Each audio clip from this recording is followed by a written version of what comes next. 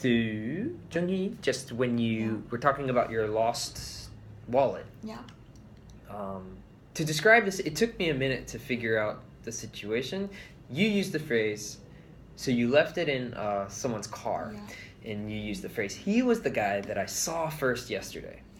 So I kind of had to think about that, but then I understood. It'd be better to say, like, he was the guy that I met for the first time yesterday. If you just say I saw first yesterday, it's a little unclear, kind of vague.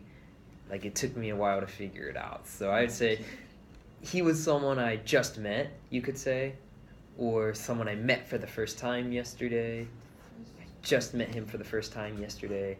So I would use met in there, and met for the first time, to be clear. And I also heard you use the expression, when we talk about other things in your meeting, you said we have small time to talk about the business. Small is a little awkward to use here. I would say we have less time to talk about business, or we have little time. You could say we have little time, but small sounds really weird there. Like, we have small time to talk about the business. How about we have little time to talk about the business, or we have less time to talk about the business? A little time is okay. I would just say little. Little. Okay, little. Yes. Jenny, when you used the phrase, I thought that was I think you said costly when you meant to say costly.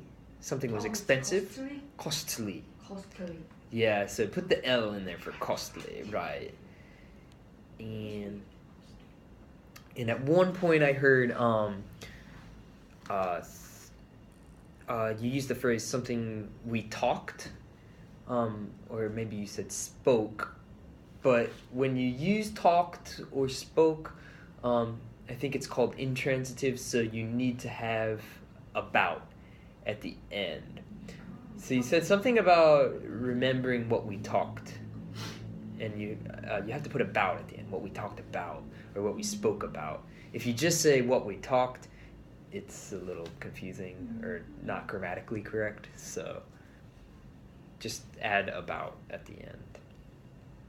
Talked about. Yeah, what we talked about, what we spoke about, just to finish it up. Okay.